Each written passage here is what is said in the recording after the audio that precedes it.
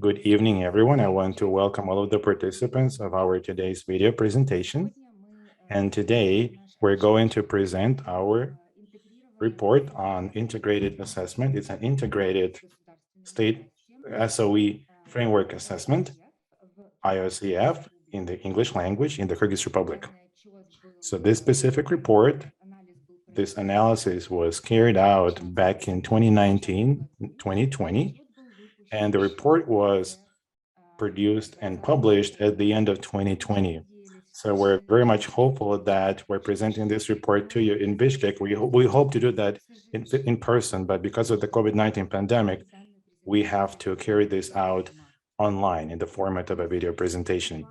And today we're about to open this webinar, and we have a few participants who will welcome us.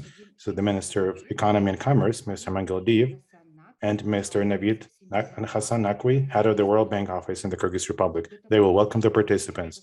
Before I turn it over to His Excellency, Minister of the Economy and Commerce, I want to ask all those participants, unless you're speaking, please make sure that your microphones are muted at all times. All questions, you can put your questions in the chat box, and we will try to answer them as we go on today. All right, I would like to turn it over to His Excellency, Daniyar Amangildiv, Minister of Economy and Commerce. Your Excellency, the floor is yours. Hello, dear ladies and gentlemen, dear participants of our today's event. I'm very happy to welcome all of you and to see all of you here, see our partners. I'm very happy you're in good health. I want to thank representatives of the Swiss State Secretariat on Economic Affairs and the World Bank team for organizing this activity and for preparing and providing technical assistance and preparing a report on the integrated assessment of state-owned enterprises. For the Ministry of Economy and Commerce, the report that we have received and that is going to be presented today, it is a very relevant and timely issue. And also, it's always important for us to know the opinions of development partners with respect to the key economic issues in our country. I want to mention that in the National Program for Development for 2020-2026, we do speak about bringing compliance, about privatization and passing the transfer or transferring the management of key objects and sites in the public sector through. And also in his address to the nation, the head of state mentioned that the economic reality confirmed once again that we're going to be more effective.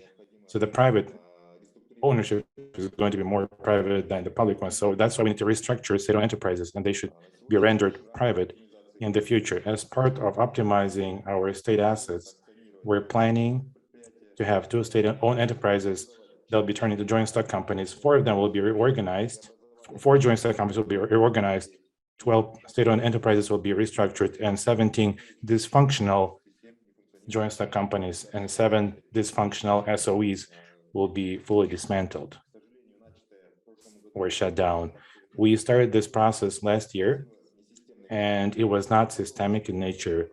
From the moment that we began working, when we organized 45 state-owned enterprises, 44 enterprises were turned into public state institutions, and 10 of them were shut down.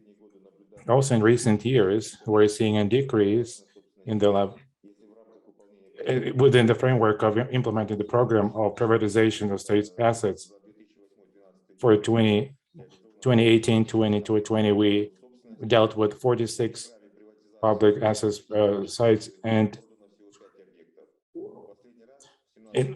back in 2017, we were able to work with 9 such entities. The issues of public assets, they always resonate with the public. There are different opinions in the public, and therefore the experience of privatization that we had back in the 90s, it was people still remember that. That's why it is negatively perceived quite often by society. But as of today, while we're trying to stabilize the economic situation and where the COVID-19 pandemic is coming to an end, the Cabinet of Ministers is trying to improve the investment climate and to increase business activity. We're about to privatize the state packages in the 7 companies of these, the large mobile operator Info Telecom. At the same time, on the agenda, we're discussing the issue of increasing the efficiency of the remaining strategic companies, which are still public property, and the privatization of these companies will not be carried out in the future. This is these are companies in the subsoil use, road and transportation, and the mining industry.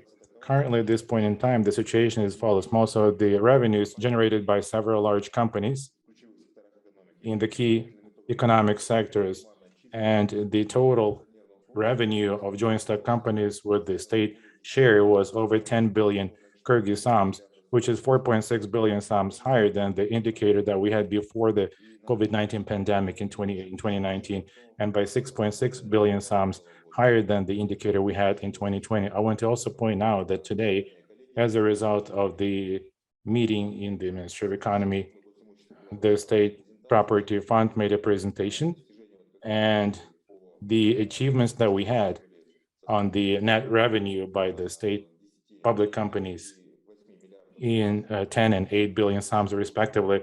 This was done due to improving administration practices and due to the political will of our leadership. And also we've seen an increase by 3.3 times, and the total assets and their expenses and revenues, they stayed at the pre-pandemic level. At the same time, on the agenda, we're discussing the issue of increasing the efficiency of the remaining state companies.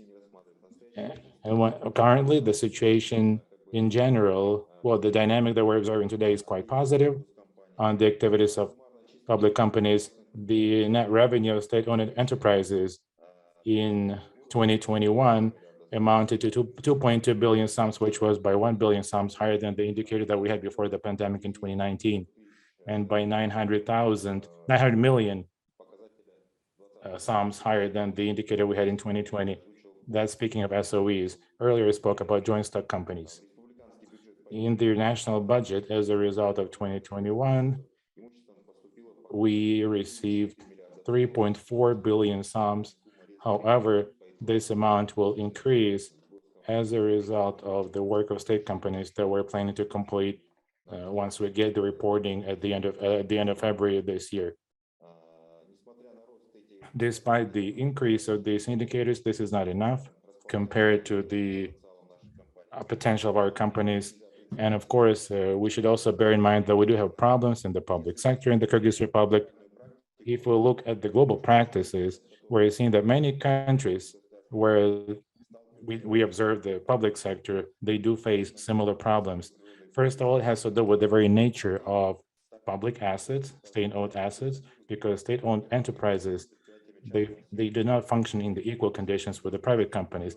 So there's the state regulation, excessive state regulation, starting from procurement up to interference with the staffing issues. And also many enterprises receive support from the budget. Many of them have debts. And as a result, this may create fiscal risks. Also, because of the budget deficit throughout many years, we were carrying out the dividend policy, not allowing state enterprises to develop. And today, the Ministry of Economy and Commerce, jointly with the State Property Management Fund, understands the importance of reconsidering the management of state-owned enterprises.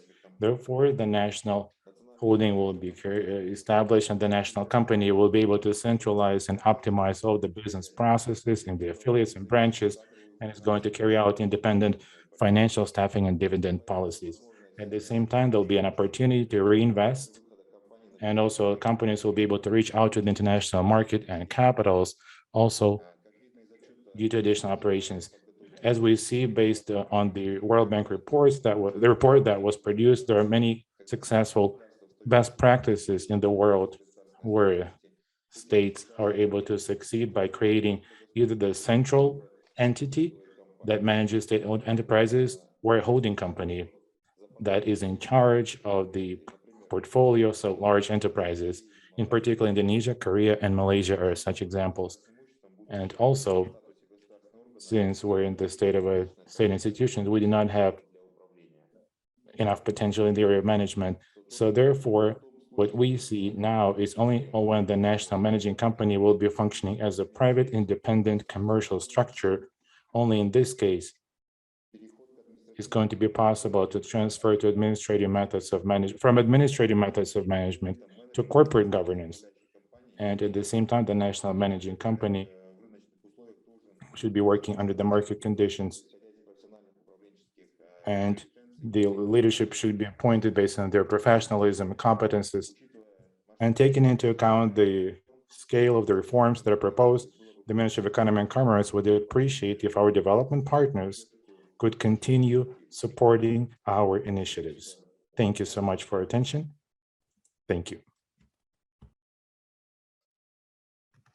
Спасибо большое, господин министр. Well, thank you, Your Excellency, for welcoming remarks. They're quite inspiring, and this pretty much sums up the work of enterprises and entities, economic entities in Kyrgyzstan in recent years.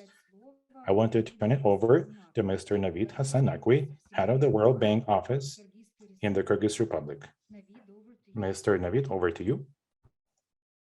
Thank you, Natalia. Minister Danyar Aman Galdiev, colleagues, ladies and gentlemen, I'd like to welcome you to this virtual dissemination of the Integrated State-owned Enterprises Framework Assessment on behalf of the World Bank. We are pleased at being able to share our work and its results with all of you. This report uses the World Bank methodology for a comprehensive assessment of the state-owned enterprises sector, and is the first comprehensive application of this new framework in Europe and Central Asia region. As you will hear later in this event, our experts have examined two key aspects for assessing SOEs in the Kyrgyz Republic: their fiscal costs and risks, with a focus on energy sector SOEs, and corporate governance and accountability mechanisms. Leveraging the World Bank's expertise, this multidimensional assessment looks at the interrelationships of the challenges and opportunities faced by SOEs in the Kyrgyz Republic and proposed holistic and sequenced recommendations to strengthen their governance, performance, and contribution to the Kyrgyz economy. SOEs remain significant in the Kyrgyz Republic. Notwithstanding downsizing during the country's transition from a planned to a market economy, there are over 100 state-owned enterprises operating today across multiple sectors, with the largest ones concentrated in strategic and economically important sectors of energy, mining, transport, and banking. SOEs generate revenues equivalent to around 20% of GDP, with their total assets reaching almost 50% of GDP. The energy sector is by far the most important state-owned sector in the country from financial, social, and economic points of view. Energy SOEs operate over half of total SOE sector assets and hold over 90% of non-financial SOEs liabilities. In fact, in 2020, the 5 energy SOEs held about $1.3 billion in debt, equivalent to 17% of GDP, which is quite high. High debt levels, fragile financial condition, and significant investment needs of the energy sector SOEs add pressure to a highly constrained fiscal space in the Kyrgyz Republic. The World Bank Public Expenditure Review of 2020 concluded that given recent and planned trends in overall fiscal deficit, together with the current levels and forecasts of public debt, fiscal policy in the Kyrgyz Republic is sustainable, but that there is very limited fiscal space to accommodate larger fiscal deficits without driving up public debt. Furthermore, fiscal space has been significantly eroded by the recent impact of the COVID-19 crisis.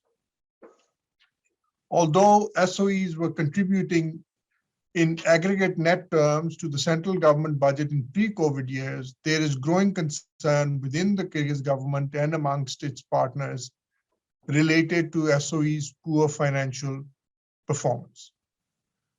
The net contribution of the SOEs to the budget was at best neutral. That means that their taxes and dividends were being balanced by government subsidies that they received.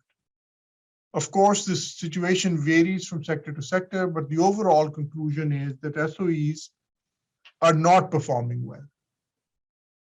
Since the beginning of COVID-19 pandemic and with recent political changes in the country, the role of SOEs has come under increased scrutiny by the new government and by the citizens of the Kyrgyz Republic. The state's role in ownership and governance of SOEs is now under review and serious debate within government. And we do hope that the authorities will consider the good international practices and practical examples to as they approach reform in the SOE sector.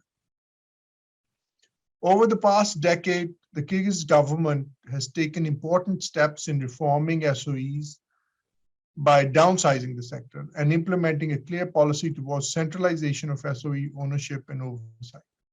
Good progress has been made by introducing more centralized ownership structure and the establishment of the empowering of SPMF with key responsibilities towards non-financial SOEs since 2012, and the establishment of the National Energy Holding Company, which absorbed control over energy sector state-owned enterprises in 2016.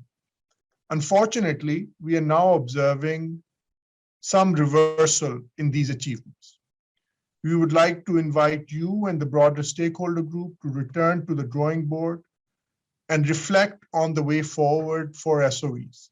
Successful SOE sector should be based on clear rationale. Which SOEs and in which sectors must remain in the state's hands? This is a key question.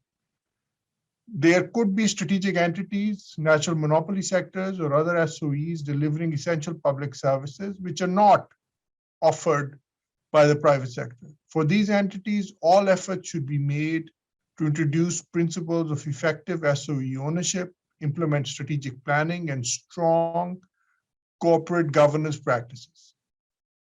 We must introduce proper incentives for SOE management, strengthen accountability mechanisms, including via improved disclosure and public access to SOE information.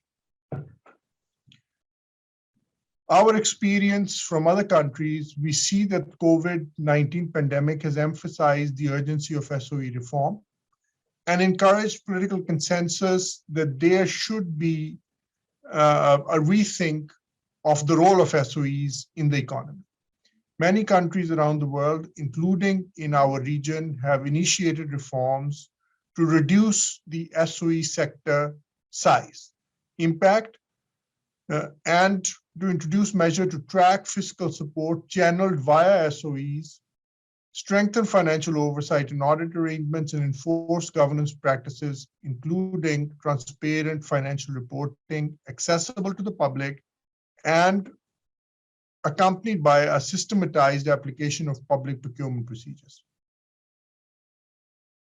The Kyrgyz government strategy of optimizing and streamlining the SOE sector is appropriate and follows good international practice.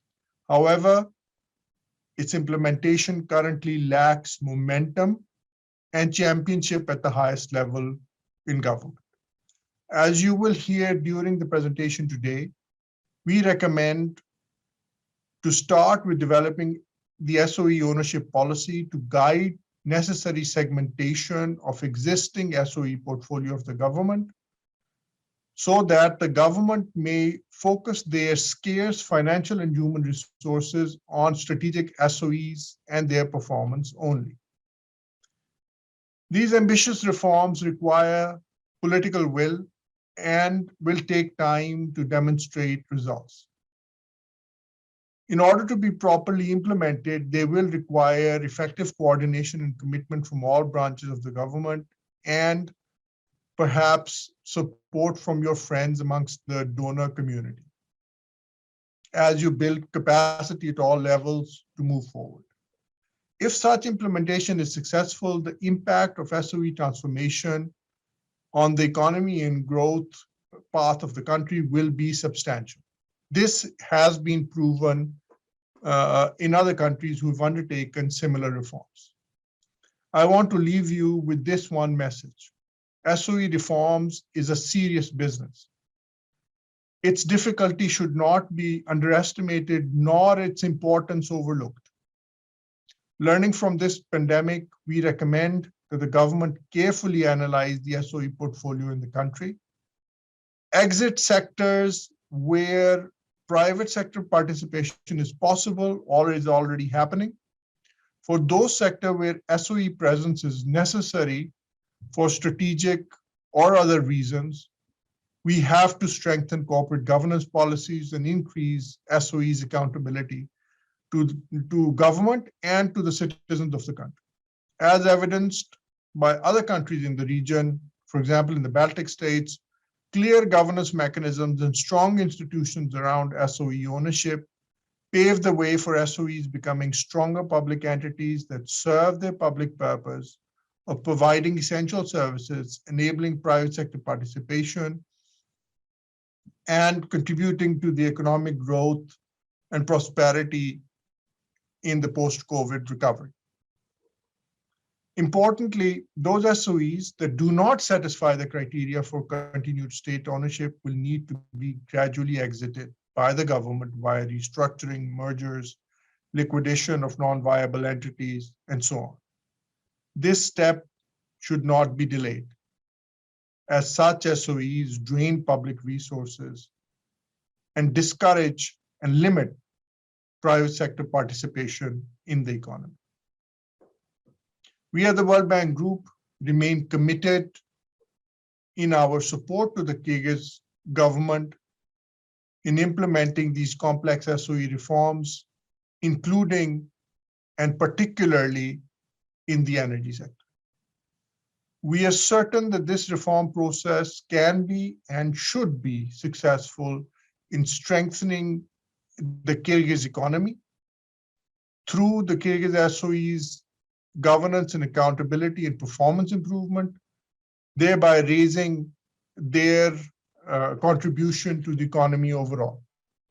Finally, I want to take this opportunity to acknowledge our strong partnership with the Ministry of Economy and Commerce and our development partner, SECO, for their continued support and cooperation. I hope we will hear many useful insights from the team as they present the main findings of the report. And we look forward to having an effective interaction with the participants of this group and also from government overall.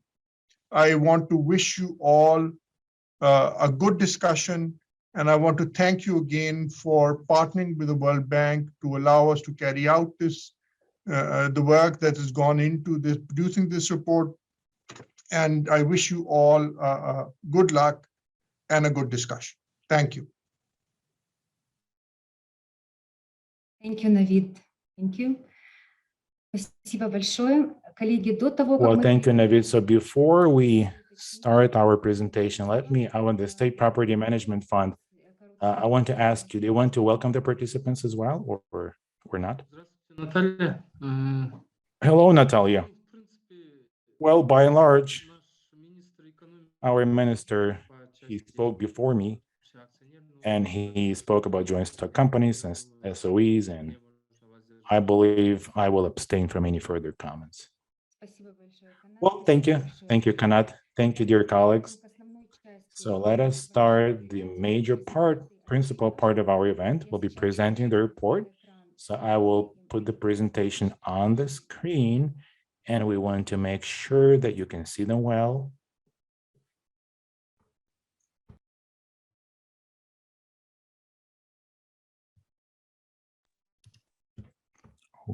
Okay.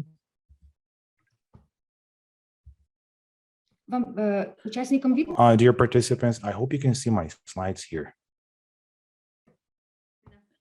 Yes, we can, somebody says. All right, thank you. Thank you. So let us begin. So thank you, first of all, dear colleagues, for attention. Thank you for finding time in your busy schedules. We're about to present the report. share the slides in English. We have them with us, but I will be presenting and the colleagues will be presenting in Russian language on the screen today.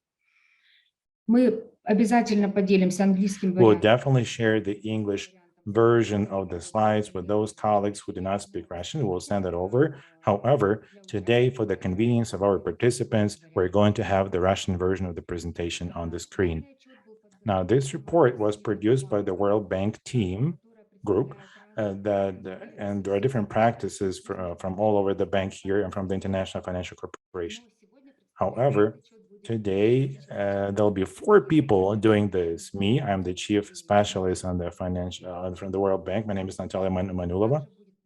And also we'll have Mr. Chida Maslan, leading specialist on the debt liabilities from the World Bank, Mr. Dalatov, our consultant on the energy sector, the World Bank, and Irina Goncharova, chief specialist on procurement, the World Bank.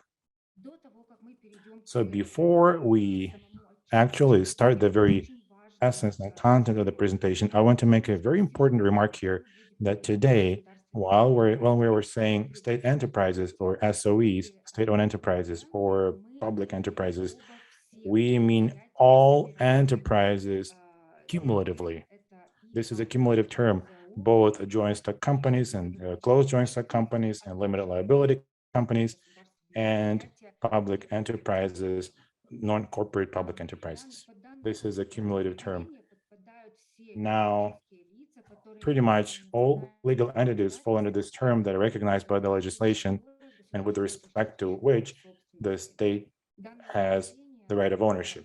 So this term was introduced by the OECD and also And this definition is supported by not only OECD, but the World Bank and other development partners. So today, while myself and my colleagues are talking about SOEs, these are really all state-owned enterprises in its most generic definition. So here are some of the major sections of our report on the Integrated State-owned Enterprises Framework, and it includes several aspects and dimensions of the operations of the SOEs. Now, the very reports as published are here, shown on the screen on this slide. I hope all of you have been circulated the both bilingual versions of this report. Now, if those of you, there are some of you who have not received it, please let us know and we will make sure that they're made available for you in both Russian and English. As a matter of fact, in the chat box of Zoom, I will also post a link to its electronic version on our website. So here's the overview of what this particular report covers. First and foremost, it consists of several major sections. The introduction that contains an overview of the role and economic importance of the SOE sector in the Kyrgyz Republic and its economy. It also includes the fiscal costs and fiscal risks as associated with the SOEs. It also contains a forecast of the long-term financial impact of the SOEs on the national energy sector of its energy SOEs on the national budget. We also provide an overview of the legislative framework on SOEs. We consider the functions and model of ownership in the Kyrgyz Republic, as well as the supervision of the SOEs and monitoring of SOEs operations. There is also a detailed overview of the practice of corporate governance and the role of the board of directors and the management and the executive directorate management of SOEs, as well as the aspects of financial reporting and transparency of SOEs. Additionally, our report covers the relationship of the public procurement system and the SOEs. The report also contains options and alternatives for subsequent reforms and the matrix for their implementation. I will proceed with an overview of the role and the economic importance of SOEs in the Kyrgyz Republic. An important note here is that the information that will be delivered to you today is based on the data of 2018, and only to a certain extent have these data been updated as of the date of the publication of this report that we had finalized by mid-2020. So, as both His Excellency Mr. Minister noted, and the country director of the World Bank in the Kyrgyz Republic noted, SOEs in the Kyrgyz Republic have systemic significance in the energy, mining, transport, and banking sectors, the strategic sectors of this economy. SOEs are also recipients of major budget transfers in the form of direct and tacit or otherwise concealed or hidden subsidies or indirect subsidies. In turn, SOEs ensure the receipt of taxes and dividends in the national budget. And as we've heard it today, the functioning of the various SOEs and their operations triggered concerns among the government of the Kyrgyz Republic with respect to the level of their performance, efficiency, and profitability. I would like to note that the main source of fiscal risks for the government is the energy sector. На 2018 год As of 2018, the energy sector was the only sector in the national economy's SOEs that ended up with a net loss. Energy SOEs are incapable of covering their costs of their production costs due to very low rates of fares and tariffs for electricity. They also are the focus of the major debt that really is shared by two major companies, the electrical stations and the national electrical grid of Kyrgyzstan. And it reaches all the way to 17% of the GDP as of late 2020. And the energy sector is also the main source of the quasi-fiscal operations. Despite the still relatively significant progress that has been achieved by the Kyrgyz Republic over the past decade to reduce and decrease the importance and the number of SOEs, still, as of today, their number is still very high. As a matter of fact, there are more than 100 of SOEs, whether they're in the form of a joint stock company or open joint stock company or an otherwise state-owned enterprise. As Mr. Nakvi mentioned, the SOEs still continue to play a major role in the Kyrgyz economy and contribute to the national economy, the GDP, and their assets sometimes are very high. Their total assets, as a matter of fact, reached 45%. Their net income as of 2018 was 2 billion soms. And as Mr. Minister mentioned, this indicator actually improved by year 2021, reaching 10 billion soms for the open joint stock companies and 2 billion soms for the state-owned enterprises, regular state-owned enterprises. More likely than not, this value is relatively high or overstated because they receive both of the direct and indirect budget subsidies from the national budget. As of late 2018, the profitability of state-owned enterprises is as follows on the slide. It actually shows what an outlier the energy sector's SOEs are compared to other national economy sectors' SOEs. Regarding the distribution of total assets among the state-owned enterprises, at least half of them are borne or carried by the energy sector of the SOEs, energy sector's SOEs, followed by the banking sector's SOEs, mining sector's SOEs, communication and transport sector's SOEs.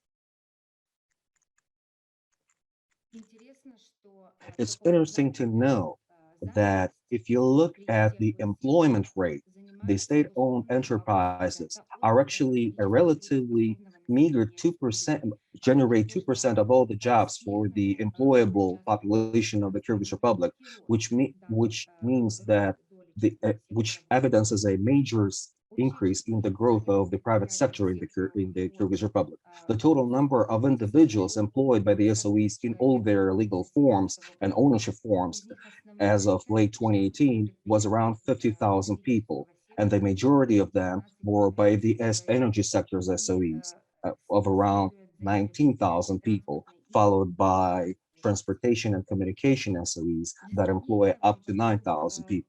Just for comparison, I would like to show you similar indicators for other countries of the Central Asian region, where you can see that they're at the very same rate of employment comparable to Bosnia and Herzegovina, Georgia, Croatia, and Tajikistan. Now, that's a relatively small share of the SOE's contribution to the employment, which is a relatively good indicator per se.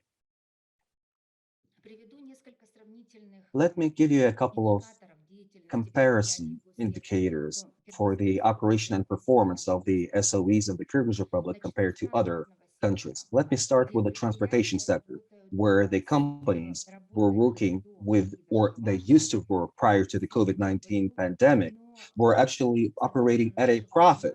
However, as per findings and observations of our analysis, the transportation SOEs in particular, looked at the railroad railroad-related SOEs, and we saw that those SOEs do not invest sufficiently in the infrastructure of their sector.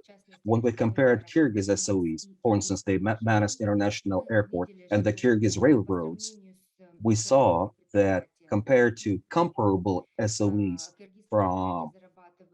from other countries, the Kyrgyz SOEs in this sector earn more net income. However, they fail to demonstrate, or they demonstrate lesser contribution of a given employee to its operations and performance. In other words, the Kyrgyz transportation sector's SOEs and their performance and efficiency is relatively low. At the same time, it means that they can still attract funds, they can invest those funds into the modernization of their infrastructure. However, they fail to do so for whatever reason. Let me now proceed to the energy sector of the Kyrgyz Republic, where we'll look at the two subsectors, the main distribution of energy, and we compare the national electrical grids of Kyrgyzstan with its counterpart in Kazakhstan and Armenia. And we looked at the distribution of energy, where we compared the Severelector with the Georgian counterpart and its Ukrainian counterpart. Let me make a very good note of bene here that both Georgian and Ukrainian operators are private sectors companies, unlike its counterpart in Kyrgyzstan. So you have to keep that in mind. And these companies of the energy sector of the Kyrgyz Republic are overly credited, and they do not possess the sufficient capitalization. In certain cases, as a matter of fact, their capitalization is negative. We've heard that the regulated tariffs are a hindrance to the net income and adversely impact profitability of the energy sector SOEs.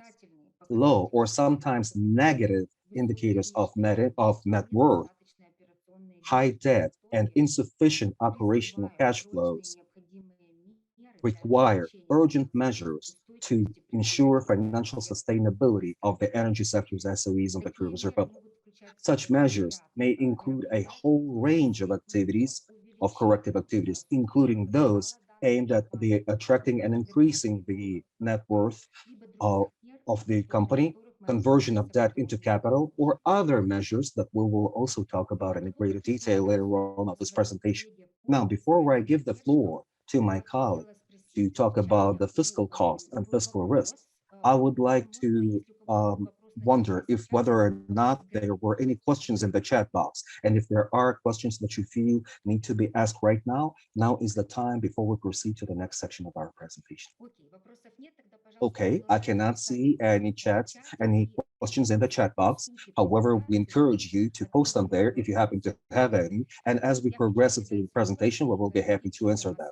I would like to now give the floor to my colleague, Chidi Maslan, who is the leading expert in debt and obligation, who will talk about fiscal costs and fiscal risks associated with the SOEs. Chida, the floor is yours. Thank you very much, Natalie. Before proceeding, I see that Mr. Almazbek Primo has his hand raised. I don't know if he has a question or if it's a mistake. Mr. Primov, do you have any questions for Natalie?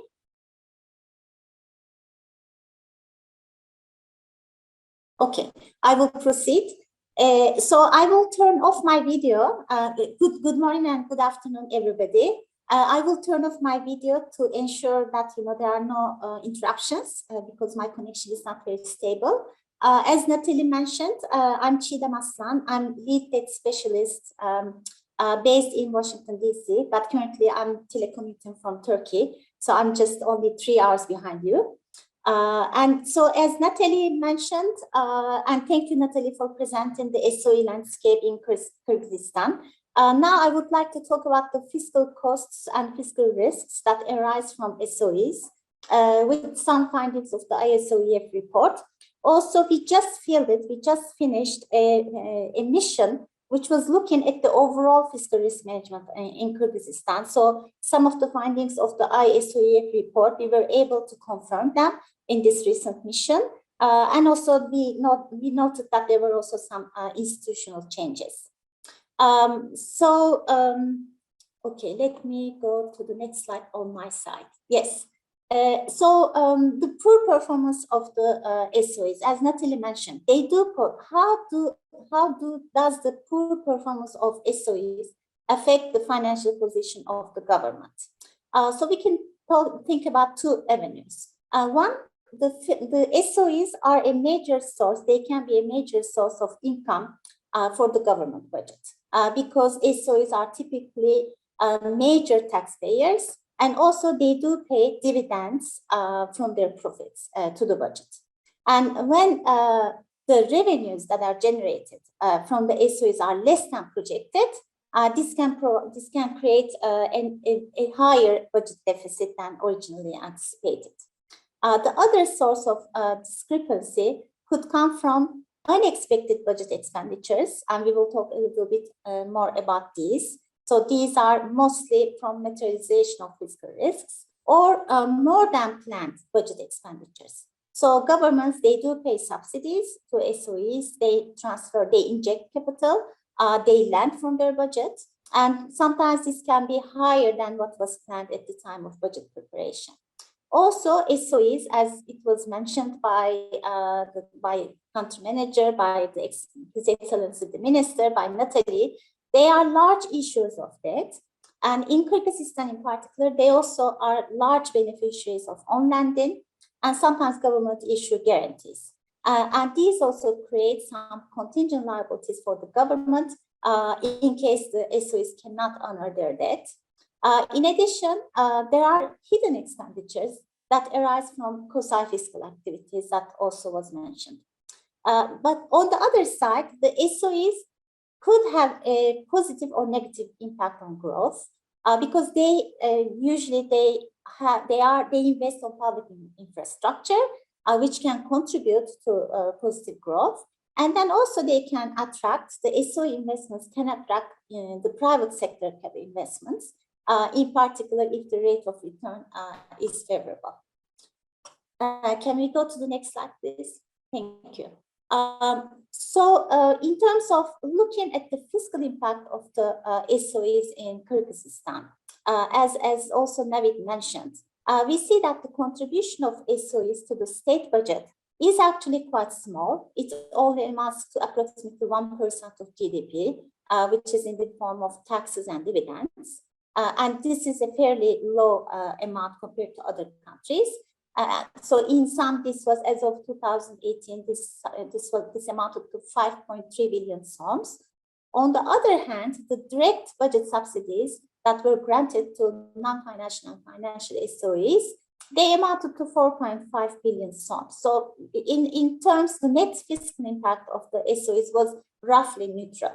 And this would give some concern to the government because the net contribution of SOEs could be significantly higher if the operational indicators improved and if the risks are managed. For example, the debt of the SOEs is highly exposed to foreign currency risk. A large portion of their debt is in foreign currency, and the volatility of the local currency of some would create big uncertainty. Can we go to the next slide, please? Natalie? Yes. What does protracted low efficiency lead to? So it may lead to an increase in debt and a deterioration in the value of the state's share in the SOEs as a result of the accumulated losses. And we know that because of the COVID, of course, there are more and more losses accumulated, in particular in the energy sector. So as an example, for example, the electric stations finished the year 2018 with an equity of 0.7 billion soms compared to the initial share capital of 4.4 billion soms. And this picture is even worsened now after 2 years of pandemic. And similarly, the National Transmission Company reported negative capital in the amount of 0.1 billion soms against a share capital of 1 billion soms, and it's still eroding. And the main sources of these losses are threefold. So those are the quasi-fiscal operations, which is usually because of the less than cost recovery tariffs, which is the case in Kyrgyzstan. Also, the other source would be the under collection of revenues, and there can also be excessive technical losses. And if the government doesn't compensate from the budget for these quasi-fiscal activities, then it negatively impacts the financial situation of the SOEs. Can we go to the next slide, please? Yes, so the content, so we talked mostly about the costs so far. So if we want to talk about, and we also talked about debt. So usually the debt of SOEs, we call them contingent liabilities. The contingent liabilities are usually divided into explicit contingent liabilities and implicit contingent liabilities. The explicit contingent liabilities are government obligations that are recognized by law or contract. And usually these are government guarantees to SOEs, and they can be in the form of loan guarantees or commitments, guarantees that are provided to public-private partnership type of schemes. And also the other source would be the lawsuits that are against the government as the owner of the SOE. So these are the two most common types of explicit contingent liabilities. One good news, perhaps good news for Kyrgyzstan is that there are no guarantees issued to SOEs in Kyrgyzstan. So there are no explicit contingent liabilities associated with guarantees. On the other hand, the extent of the potential risks from the legal disputes, we do not know the extent, we do not know the magnitude because of the lack of data, but this would be certainly an area to analyze closely.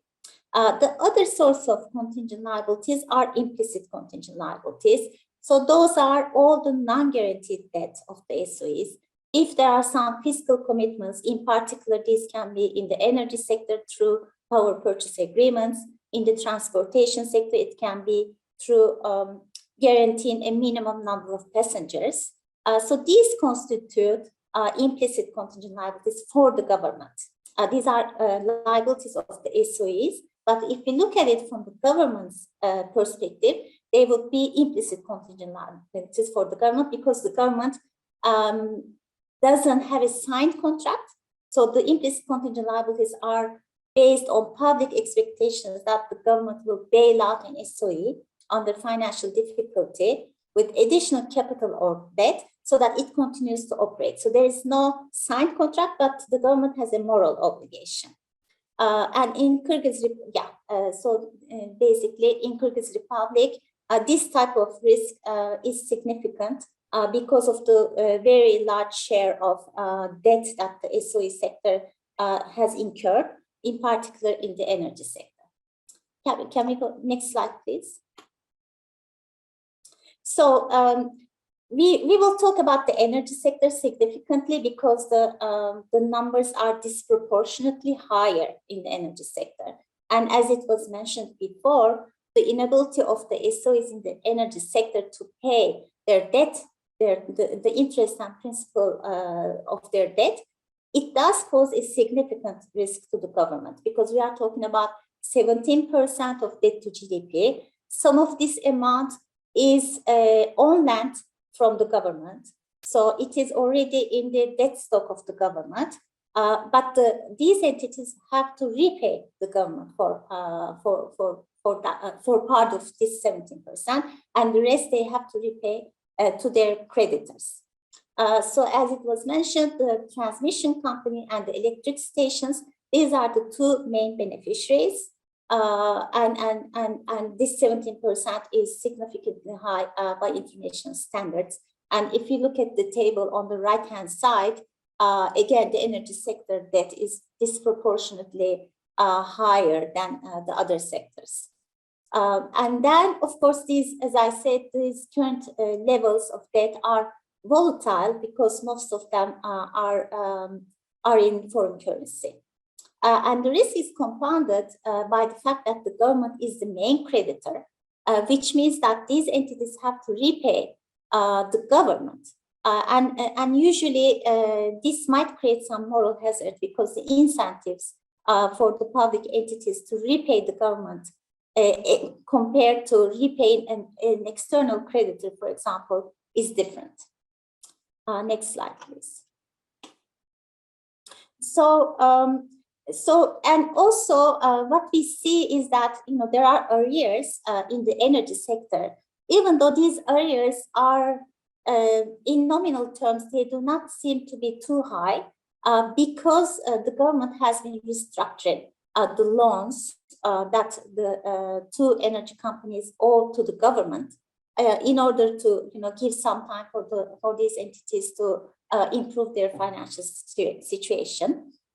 So we know that as of during the period of 2015 and 2018, the restructured amount was 7.7 billion soms.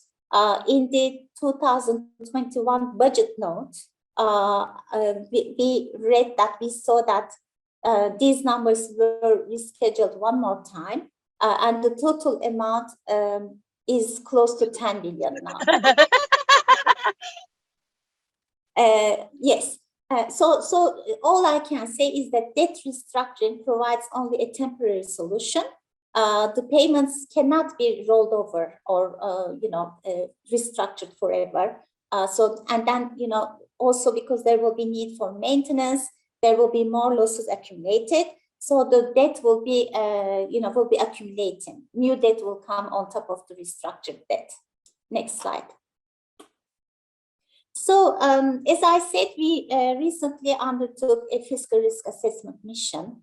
And we saw that, in line with sound practice, Kyrgyzstan has put in place some measures to manage its fiscal risks. For example, starting from 2017, the Ministry of Finance is including a section on budgetary risks in the explanatory note to the budget. We know that there's been an information on fiscal risks that was prepared in 2021. This year, in 2022, this information on fiscal risks will be publicly available. Also, the government committed to the WorldBank that it will publish, the Ministry of Economy and Finance will publish on its website the detailed list of borrowing of all energy sector SOEs and will ensure that the IFRS-based audited financial statements will be publicly disclosed. So those are really good commitments. So what could be some possible improvements?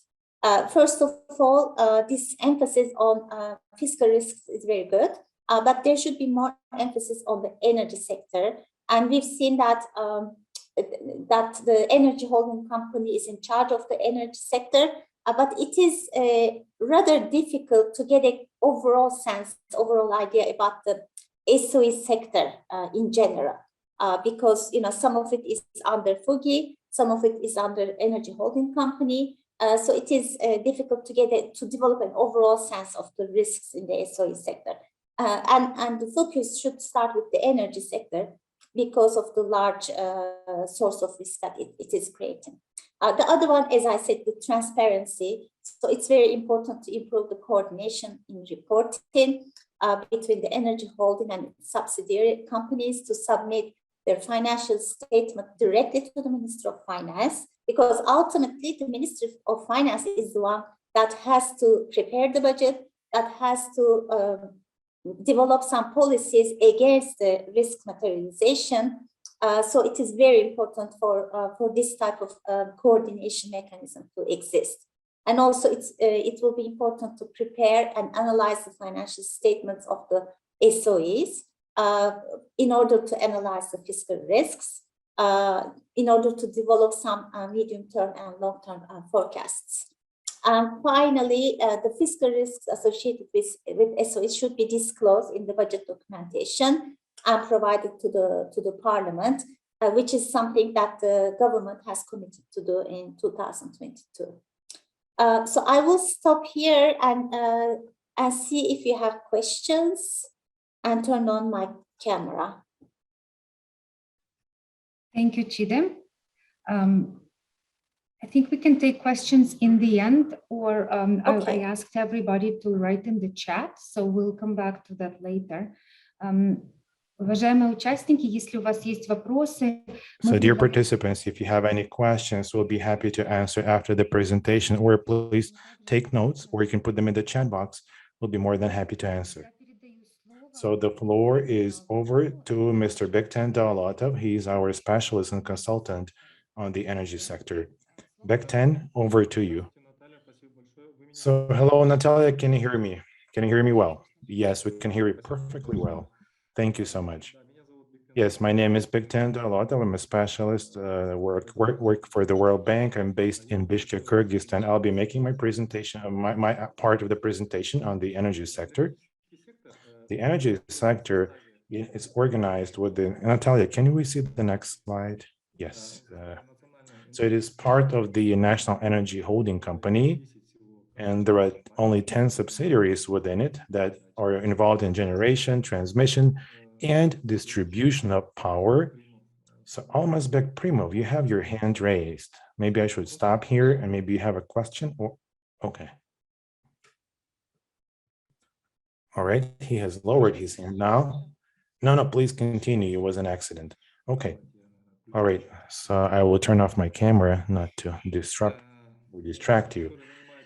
Now, they're involved in generation, transmission, and distribution of electrical power, and also in heating. So yeah, the Bishkek Teplosat, they're the Bishkek heating company, they're distributing all the heating energy, and they are the largest borrowers in the country with low capitalization and the high debt rate. The financial status of energy state-owned enterprises is aggravated by losses by providing electrical power at prices lower than the cost of production. So the liabilities of SOEs in the energy sector on providing public services at prices lower than the cost of production are only partially subsidized from the state budget, directly or indirectly. The function of owning and developing policies in the energy sector are focused on they're handled by the Ministry of Energy since March 2021, which is not in line with best practices. Can we see the next slide? And also the enterprises here, they have a lot of credits, and also the capitalization is not sufficient. The regulatory drivers have a negative impact on the financial flows and profitability. The long-term forecast of the financial resources that will be necessary for the energy sector from the budget of the country in the next couple of years, so we can deal with it below, based on the following scenarios. So the first scenario, no reforms or business as usual. So the need in energy resources is 4.1% from GDP. And in this scenario, so without any reforms, so what may happen is the fiscal deficit of the government will be higher than 5.5% of GDP in the years to come by 2030, and raise public and publicly guaranteed debt to 77% of GDP. Of the existing GDP we have at the moment, which is not fiscally sustainable. The second scenario, tariff reform scenario. So we'll be reforming the tariffs. In other words, we'll increase the tariffs. So tariff increases would improve the financial condition of the energy sector as compared to the non-reform baseline scenario. In other words, so we'll see the 3.7% of GDP versus 4.1% of GDP. However, this will not significantly reduce the net budgetary requirements. Tariff increase is an important prerequisite to achieving cost recovery of the energy sector. The next slide. Okay, so the next scenario is on budget compensation. Now, in this scenario, the government will compensate SOEs from the budget for the costs that they incur in implementing public policy objectives, such as providing energy to targeted groups of consumers at prices below the cost of service. So in other words, quite recently, we observed some, the lowering of prices from 75 to 15 or for vulnerable groups of the public. And the price of 7017, which is lower than consumption lower than 700 kilowatt, this is a much lower than the cost of production. The fourth scenario is converting debt to equity scenario. That's what we call it. And the financial position would improve upon even partial conversion of their debt into equity. If it's converted into equity, thus reducing debt pressure and making the first step in attracting private capital. This would increase capitalization at the energy enterprises and reduce debt service payments. So net impact of this scenario on the budget would be zero. Now, attracting private investment. So that is our next scenario here. And in other words, cooperation with the private sector and attracting the private sector and its capital would enable the government to decrease the direct contribution to capital costs for projects like large projects like Kambarata 1, the higher Narin Cascade, and so on. And we may also have some mid-size, mid-scale projects on renewable sources of energy. And this will help reduce the net budgetary requirements for energy sector SOEs by an average of 2.2% of GDP. If combined with the tariff reform, we'll be observing a decrease or reduction by 1.5% of GDP in the next decade. So once again, just to sum it up, we can say that the key factors here will be the bringing in the private sector, or the private sector interest or involvement with the help of the tariff policy and the financial viability of SOEs. So how can I put it right? So we should improve the financial attractability. Let's put it this way. Now, since March 2021, like we mentioned earlier, the National Energy Holding Company has been subordinated to the Ministry of Energy. And so what happens here is that the Ministry of Energy, so they're combining the sector policy and ownership function over energy sector SOEs. This is not in line with good practices, best practices. The corporate governance practices need to be significantly improved, starting with the National Energy Holding Company holding level board of directors. We know that legislatively this is possible. However, we would recommend that we should be in line and consistent with international best practices. The National Energy Holding has not yet introduced the consolidation practices of financial reporting in their subsidiary companies. In other words, they do have financial reporting, but consolidating has not happened yet. Consolidation has not happened yet. The financial accounting of the National Energy Holding, reporting and disclosure of full set of IFRS financial statements can be significantly strengthened and reinforced. Also, omission or exclusion of the National Energy Holding Company from the financial oversight of the Ministry of Finance and the State Assets Management Fund severely limits financial and fiscal risks monitoring by the government and undermines coordination in monitoring and evaluating the performance of SOE sector as a whole. Okay, that's speaking of the first item of the first paragraph of the slide. In the energy sector, the unified financial key performance indicators need to be significantly improved and consistently enforced. Okay, the next slide. And in conclusion, that's the last slide on my side, possible recommendations. Recommendation number one, systematize energy sector SOE's relationship with the budget to properly calculate and compensate them for their quasi-fiscal activities, and alleviate their debt burden. Also, we should consider implementing comprehensive tariff reform to improve SOE's cost recovery and also reduce the quasi-fiscal deficit generated by the energy sector. Also, all necessary considerations for a proper social safety net for the poor must be ensured. Also, the financial condition of the largest energy SOEs requires urgent improvements and significant capital injections, including through private sector-based solutions, and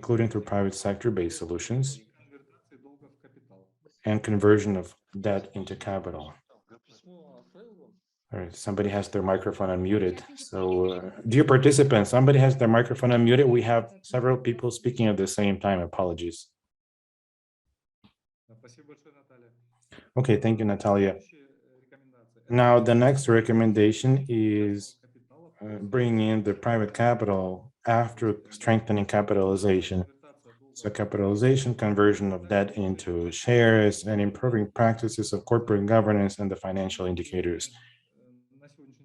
And as of today, and the last but not the least, improving and enhancing transparency by strengthening the current requirements to reporting and disclosure.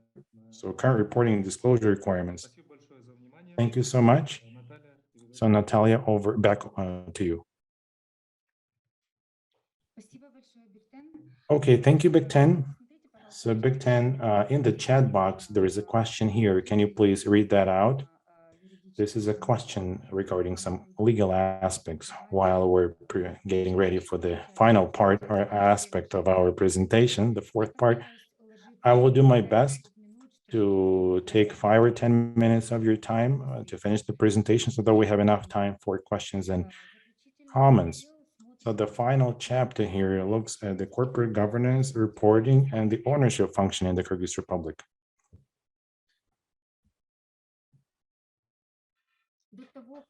So before we embark on any reforms of state-owned enterprises, it's important for the government cumulatively to answer several questions to themselves. So what are the goals? What goals do we set before we conduct or embark on this reform? What would be the general goal of state assets and potential changes that are planned to be being conducted? So how exactly can these goals be achieved to once again improve the value of these companies for the society? And also what measures are necessary for reforming state-owned enterprises? So based on our experience, I can say with all certainty that all these measures will lead to a very challenging and difficult solution. So is the government ready to undertake this, assume this responsibility and make these difficult decisions? So also I want to speak about some positive changes that took place in the Kyrgyz Republic in the last couple of decades. So the number of enterprises compared to other countries in the region has reduced. So right now there are about 100 SOEs that are functioning of all legal forms and types. Many of them were rendered corporate. So right now, on a voluntary basis, the corporate governance code may be applied. So the boards of directors were established and the requirements for financial reporting were introduced. Speaking of state enterprises, so the measures were not as all-embracing, all-encompassing, and there is a lot of work to do ahead of us. So right now, we spoke about that earlier, there is no coherent policy on state ownership with respect to state-owned enterprises. Also, the legislative base is quite fragmented. What we're observing is a low level of implementation of reforms and legislation in practice. Now, the certain successes that we mentioned in the report, These include adopting the concept of reforming the state property management system back in 2015. It was adopted back in 2015, but this concept is still timely and relevant. It was developed using the best international practices at the time, and it is as relevant as it used to be before. We also took a look at a very high level, a good level of legislation in the area on the civil code. So the civil code and the law on joint stock companies, the law on accounting that was updated back in 2020, the law on auditing that was updated back in 2021, the corporate governance code that has, it can be applied on a voluntary basis by companies, and also the resolution of the government on number 666 reference number, and resolution of the government on streamlining the activities of the state enterprises. So what do we recommend here? We recommend, as our leadership said, to develop uniform policies on state property. Либо конкретные предприятия, которые несут важнейшее значение для экономики Кыргызстана и где есть необходимость сохранять Or identify those companies that actually have major or require state-owned ownership, or those companies that perform social functions that otherwise could not be outsourced or divested into the private sector. We also need to analyze the entire portfolio, as mentioned by the Mr. Minister, which we were very glad to hear, the entire portfolio of SOEs in order to further reduce it, only leaving and focusing those SOEs that are of strategic importance, yet with other policies to be taken into consideration. We also recommend that some of the strategically important and largest SOEs be placed for the initial public offering, or otherwise make them joint stock companies by transforming them. For instance, the railroad, Kyrgyz Railroad, and of course, introduce in a mandatory manner standards of corporate governance into strategic and other important assets. Let me very briefly go over the model of ownership of SOEs in the Kyrgyz Republic. We talked about the decentralization of models and the fact that the functions of the owner and the supervisor or oversight functions of the ministries are currently focused or concentrated in the Fund for the Management of State Property and the National Energy Holding. Now, this model of dual management, of dual governance, is really pretty much means that that entity both owns and regulates, monitors operations and performance of the very company it owns. So the trend overall globally is that supervision and ownership go from the decentralized model that was adopted in the planned economy back during Soviet times. Now that model is now transitioning towards centralization by way of either swift reforms and the transition to a centralized system, or by way of a gradual phased evolution through the model of dual governance, or through the model of coordination. Now, below, you can see the two graphs. Now, I'm not going to go into great detail over that, but let me just say that to the left, there are countries of the OECD or that are involved in its working groups, and you can see how it actually works, the transition works from the decentralized model to a centralized model. To the right, however, you can see countries that are represented by our countries, the countries of our region, and the Kyrgyz Republic is actually in the dual model in the course of its transformation, and its current system is very similar to Serbia, Georgia, and Albania. Now, the reason why many countries actually choose the centralized model, now very briefly, it actually allows clearly distinguishing between powers, functions, and duties. The owner and the supervision, the function of the regulation and forming, shaping industry-specific policies, and the functions of the regulator, of the government regulator. Now, the centralization of the functions of the owner actually allows pursuing a more consistent policies for SOEs, allows focusing or concentrating the required pool of experts and specialists in just one or two governmental agencies, and ensures centralized, aggregated picture, landscape, and assessment of both the financial indicators, performance indicators, and the of its fiscal and fiscal risks.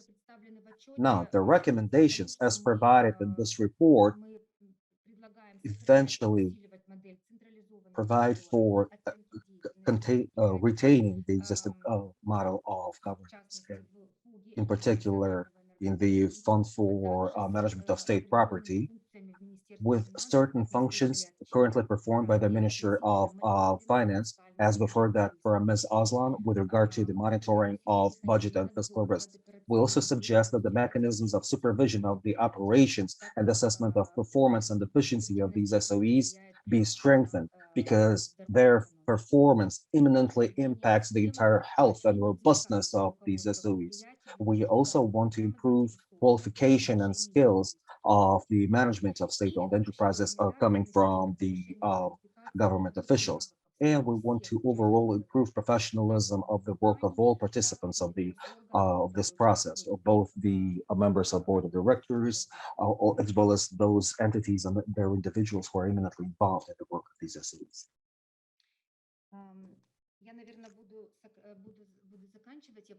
I will be soon closing.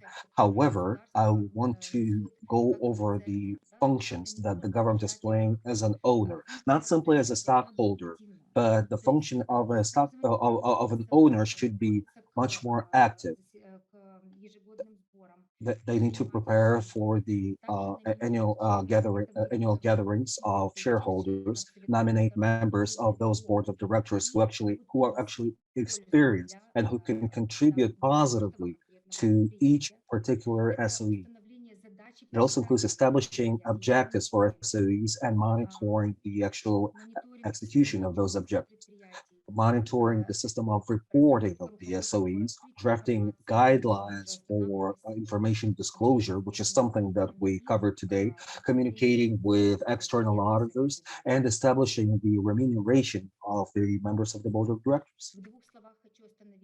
Now, very briefly, I would like to go about the financial accountability and transparency of SOEs. Some of the positive developments here include the fact that the IFRS, International Financial Reporting Standards, have been adopted as mandatory for the SOEs in the Kyrgyz Republic, in addition to those IFRSs that are for the small medium enterprises that are adopted for respective companies. There are very clear-cut requirements for the publication of such reporting on the websites of the SOEs, and by the way, these requirements were strengthened in the recent law on accounting. And there are requirements on the mandatory auditing of the financial reporting submitted by the SOEs. Now, regarding those aspects where we believe there is room for improvement, we recommend that the communication and the very link between the strategy of SOEs and the performance indicators be strengthened so that they are more consistent with the nature of operations of each SOEs. Also, we look at the lack of this link between the performance of these SOEs and the remuneration of its management, because they should be linked together and to drive the management to make sure that the performance of SOE is better. Also, we know the lack of audit committees, revision commissions, audit committees, which results in the lack of monitoring, financial reporting, and internal risk management and control. We also, again, this work is ongoing. Sky is the limit in terms of improvements. Also, there is a lack of, there is no requirement for the external audit of state-owned enterprises. And last but not the least, and my colleagues mentioned that there is not enough access to public information per se, and such public information per se publicly disclosed about the finance and performance of these state-owned enterprises. I would like to now give the floor to my colleague, procurement specialist, Ms. Irina Goncharova, who has just one slide to show. However, after Irina is done, we will then open the Q&A session. Irina, the floor is yours. Thank you so much. Thank you, Natalia. I hope you can hear me loud and clear. Yes, we confirm we can hear you loud and clear. Irina, please go ahead. Next slide, please.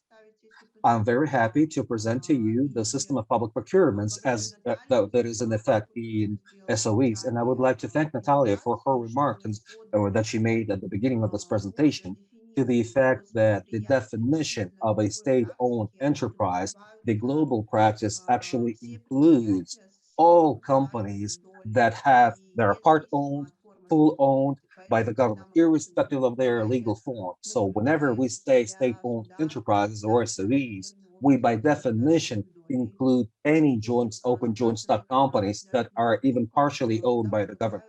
So meaning that the public procurement laws apply to such SOEs. Now, regarding the Kyrgyz legislation,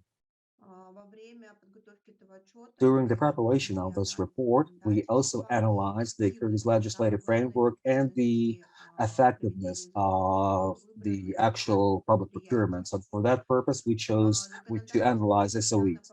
So the Kyrgyz laws in public procurements is relatively flexible and agile and was drafted with consideration given to these economic operators. In other words, provisions of the law on procurements allow SOEs to procure efficiently, in an economical manner and transparently, which is exactly what is required for SOEs.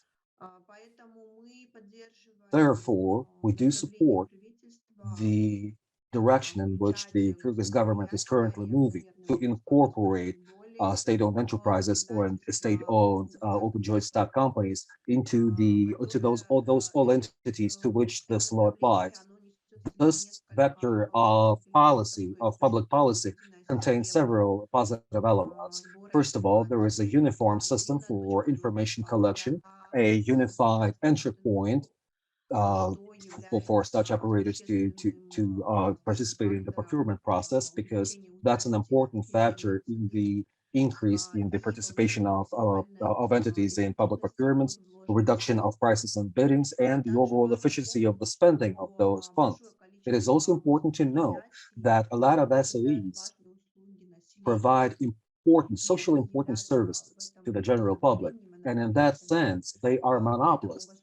Therefore, the government has the right and and bears a duty to monitor and regulate such SOEs and their procurement operations, because, as noted earlier, there are fiscal risks that emerge in case there are undue public procurements performed by these SOEs, or where some losses emerge in such SOEs, and these losses become fiscal risks for the very government, for the very state.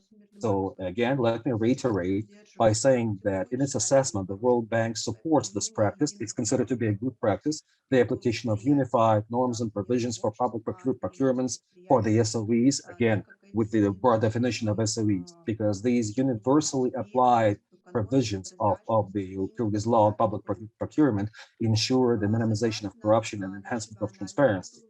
Pursuant to the findings of our analysis that we have conducted, in the course of the preparation of this report, our findings demonstrated that there are no significant delays in decision-making on public procurements in these SOEs, at least none that we have observed.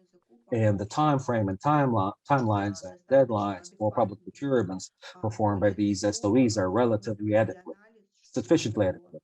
Moreover, findings of our analysis showed that the documents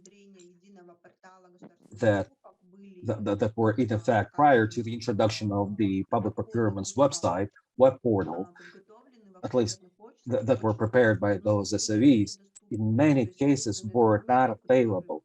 So the only documents that were publicly available were documents that were then posted on the website of the public procurement department. However, apart from that, nothing is really available to or the general public or the regulators or inspecting and controlling bodies. Therefore, currently, the World Bank, the Kyrgyz Republic being a country with a relatively small population, it would be more efficient for public procurements to apply to such SOEs with the using the unified public procurements web portal.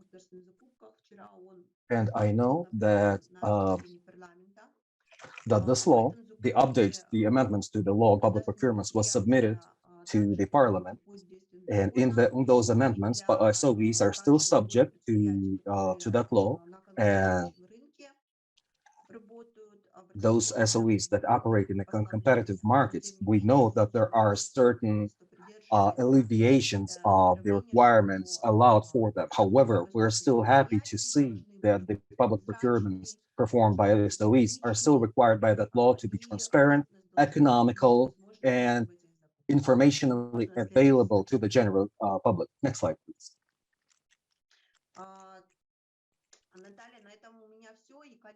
Natalia, that would be the end of my part of the presentation. Now, dear colleagues, if you happen to have any questions regarding the findings of our analysis of the SOEs with regard to their public procurement operations, remember that we looked at several the whole range of SOEs, and those that are reflected here in this report, these findings are based on the qualitative and quantitative analysis of public procurement practices as observed by us by these select SOEs. Thank you very much. That will be the end of my presentation.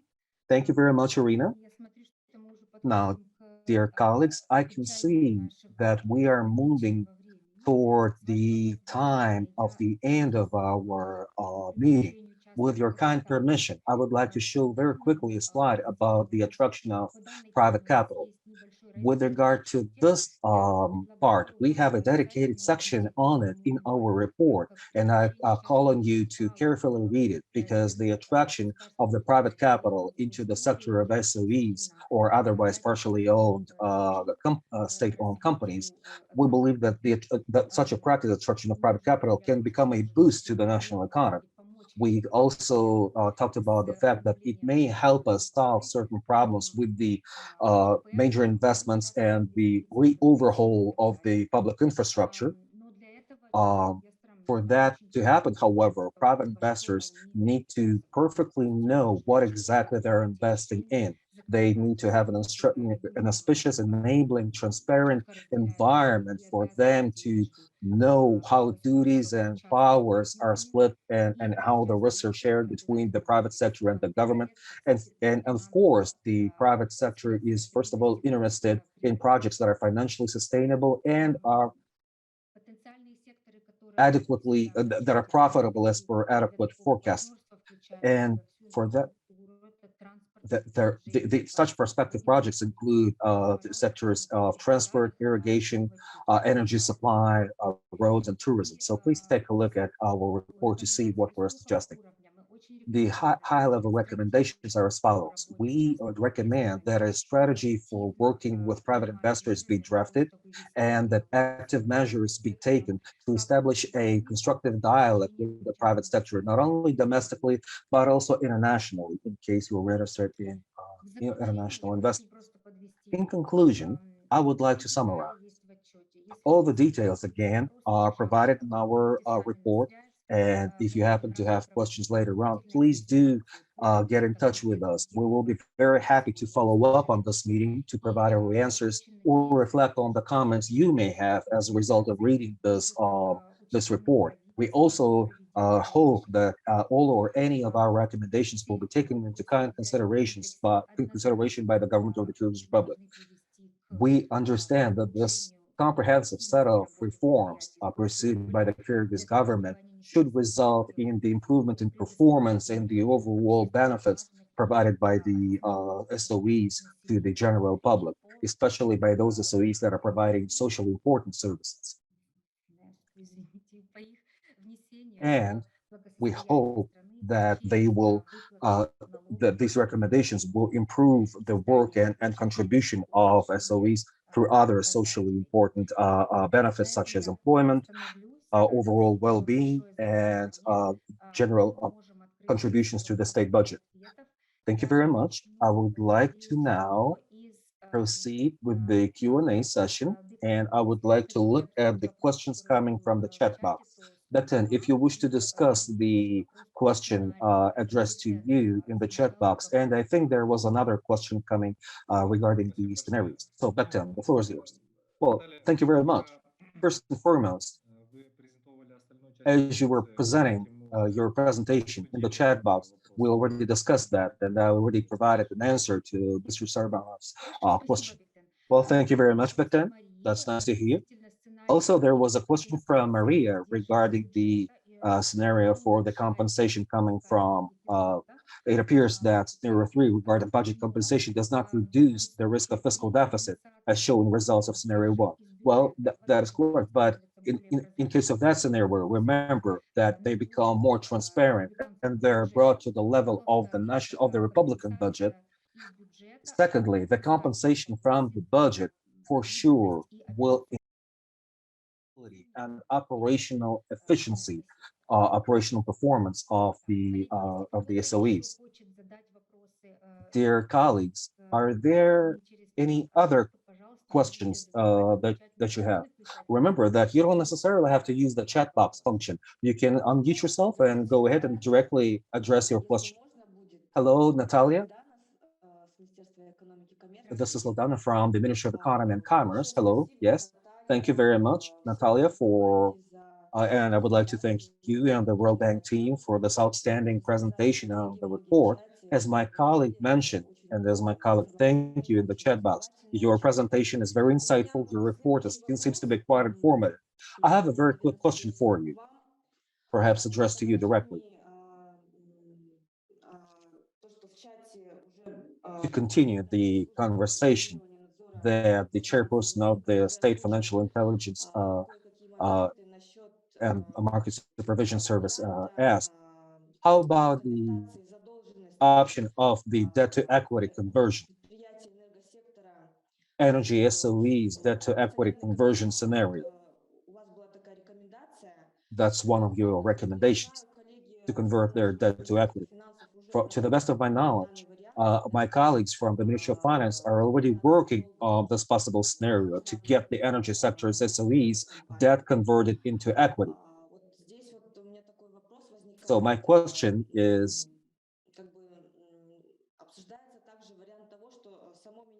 it looks like we're discussing an option where the Ministry of Finance per se itself will become one of the owners of such energy sector's SOEs. However, your presentation mentions that the best practice, the international best practice, shows that the function of this owner needs to be centralized. So it appears that this option, say when we have multiple shareholders, say the Ministry of Finance, the Energy Holding, the Fund for the Management of State Property, how will such a tripartite set of ownership be consistent with the global best practice, where the Ministry of Finance will become one of the owners as a result of debt to equity conversion? Also, there was another recommendation. You mentioned that one state body should not combine the function of an owner and regulator or supervisor, whereby the Ministry of Finance would, under such a scenario, become both the owner and the supervisor. We also know that there are examples or practices where some ministries simply do still continue being owners and regulators slash supervisors. So what particular risk do you see under such a dual governance model, where industry-specific ministries or agencies assume this dual role where both manage the companies, regulate or supervise them, and own them? Because on a global scale, experts' opinions differ. Some of them, sectoral ministries, well, there are industry-specific ministries that know their industry very well. They know what is taking place, what the trends in that sector are, and they know their problems. So sometimes that actually makes sense to transfer that function of an owner to such a ministry. To the best of my understanding and knowledge, that would contradict the best international practice, right? So I just want to clarify, what particular risk do you see in the decentralization of such a function, if you can, please, in a greater detail? Thank you. Спасибо большое. У вас прям комплексный вопрос такой по нескольким аспектам. Я тогда начну с передачи. Thank you very much. I would like to now to give to refer. То я так понимаю, что If this happens, I believe then the functions will be distributed between the state assets property fund and the Ministry of Finance will be dealing with the energy sector. If that is the case, then there will be still this dual model where the oversight and over the function of a shareholder, they're in two different agency institutions, in the ministry and in the fund. So in this case, still, this remains within the framework of best practices. And when I say best practices, for the most part, I mean the OECD countries and those countries that currently work on exceeding to that list, OECD country list. And if that happens, so when Kyrgyzstan stays within this dual model, when there are two basically agencies that act as shareholders, which allows to have a centralized supervision and monitoring and management and decision-making with respect to the entire portfolio of enterprises. So here I don't see any, how can I put it? Let's say anything bad here, that means, or about your bad repercussions, adverse repercussions. Speaking of transferring to the sectoral ministries, transfer to the sectoral ministries, once again, the good practice that we have been referring to, and these are OECD countries, so the recommendations of the OECD itself, and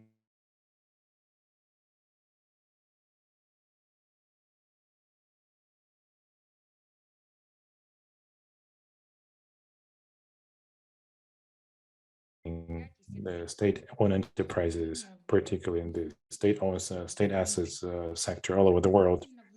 Now, speaking of ownership by sectoral ministries, when you have a ministry that introduces sectoral policies and there are certain objectives that have to be met by these companies, so these objectives, they go down by the ministry down to the companies, from the ministry to the companies.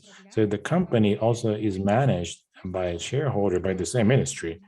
So basically, there are two functions in the one ministry. So a company cannot say, no, we cannot do this because we'll be incurring losses. And basically, the company becomes yet another branch of the same ministry. Do you agree? So using the example of Kyrgyz, for example, the Kyrgyz Tepleenergo, the heating company. So basically, that's the company that does not have any independent mechanism of decision making. That is basically an integral part of the government. In this case, the company does not have as many possibilities. They're limited in order to operate and to work as an independent commercial entity. Now, when at least we have two different ministries involved, then in this case, there is a healthy dialogue and negotiations with respect to what is possible, what is not possible, what is feasible, what is not feasible. Speaking of energy companies, if they are transferred to the Ministry of Finance under their mandate, I guarantee this dialogue will take place when the Ministry of Energy will be saying, we should not increase the tariffs, we should take more credits, but the Ministry of Finance on their side, by seeing fiscal risks in the country, will be insisting on financial sustainability of this company, on their financial independence, so that they could work without the budget support. And that is perfectly fine. It's perfectly fine to have such a dialogue in place. On a mandatory basis, we should find this happy medium, as we call it. So I used a very specific example to demonstrate something that many countries get to by test and trial method, and it's not an accident that right now this is one of the best practices in the world, so that these functions have to be separated, divided. The new EU directive on regulation on the energy sector speaks clearly about it. See, if a company wants to access the European market, their function of ownership should be separated from the sectoral policy. So slowly but surely, more and more countries are getting there. And of course, this is an evolution. We're evolving when these decisions are made. However, there is a way to look at the practices used by other countries. If we can look at them and apply them, we do recommend that you take a look at them. So I'm not sure if I was able to answer your question. Maybe I complicated everything even more, but anyway, I'll be more than happy to continue this dialogue outside of this platform. We can discuss it separately. Thank you, Natalia, so much for your valuable comment. In fact, yes, indeed, we did get the answer. We did with respect to the sectoral nature, but the Ministry of Economy, they have their own opinion with respect to the sectoral nature of things and ownership of companies. So state companies, if we look at state banks and the funds, they should not pursue the task of gaining profits. They're subsidized by the government, they're capitalized by the state. So their functions are a bit different. They should be able to carry out those objectives that the state is facing. In other words, at the stage of getting established. So right now, we're dealing with the COVID-19 pandemic recovery. We should expand our economy and certain sectors. So therefore, this is a normal practice, and even in developed states, so the agriculture is subsidized and certain sectors in the economy are subsidized. So in this regard, our main objective is in front of our state banks, not pursuing or gaining profits, but still supporting the sector where they're working, and they should continue help develop that sector. And of course, at the end of the day, the major task of the companies, the reason they're established, of course, is gaining profits. In particular, as you made a very good comment, you spoke about the capitalization of debt of energy companies and the transfer of management to the Ministry of Finance. And I fully agree with you that the Ministry of Finance is a conservative ministry, which is quite conservative with respect to expenses and the profitability of companies. So I believe that this practice will have a positive effect, simply because while reforming, and I read your presentation, I became familiar, got myself acquainted with the presentation that the non-structured expenses, that sometimes they're too high, and the Ministry of Finance will be more conservative in this regard with respect to any disputes arising. And therefore, this will be reflected or will have an impact on the net revenue of these companies. Well, thank you so much. I'll just make one remark, a short, brief remark, because to what you said, we should separate. So on the one hand, normally the regular functioning of the economy and the post-COVID-19 functioning. What you spoke about COVID-19 pandemic is highly important. The measures taken by the government to subsidize and to relaunch the economy and to support certain groups, categories of the public, we're very much hopeful that this will not be the normal functioning of the economy in the midterm perspective. Hopefully this will change. I'm very much hopeful that one day this will be over. So that is a separate set of issues. But when COVID-19 pandemic is over, decisions will have to be made. So whether the government wants to keep subsidizing the companies or will be pursuing profitability as the main objective. So the segregation of the portfolio should be carried out. If the government set the goal to continue subsidies of certain sectors, of course, that will be the government's decision, but it still has to be clearly, it should go through the budget, and it should not be put upon the shoulders of companies so that they incur losses and do not get compensated for what they do. So the two important aspects. So the COVID-19 pandemic, yes, indeed, had an adverse impact. Yes, indeed, you're fully right. Indeed, yes. We're speaking only about the COVID-19 pandemic period. And at least in the analysis that we have today with respect to the financial status of companies, all these subsidies go through the budget. In other words, in no way are they transferred or put upon the economic activities of enterprises. So, but you're fully right. So I fully agree that when the economy functions as usual, like in the past, this is not acceptable. We're only speaking about the COVID-19 pandemic period. Well, thank you so much. So I can see here, there is a question from the financial supervision in the chat box, whether or not the project is going to continue. So I don't have any news here. So we began a dialogue with our donors, the Swiss government. It's a bit premature to talk about it. If we have any news, we'll be happy to announce those. I suggest we wrap up at this point. I want to thank everyone for your valuable time and for your attention. We will definitely submit and send out the slides and the presentations and the link to the reports. Once again, if you want to get a paper-based version of the report, the hard copy, if you don't have it, please let us know. We'll be happy to provide that. And we'll be very happy to cooperate with you in the future. If you want to have a more in-depth, comprehensive thematic consultations, let us know. We'll be delighted to have individual meetings, thematic meetings. Thank you so much, everyone. I want to wish everybody a good evening, the rest of the day, and see you very soon.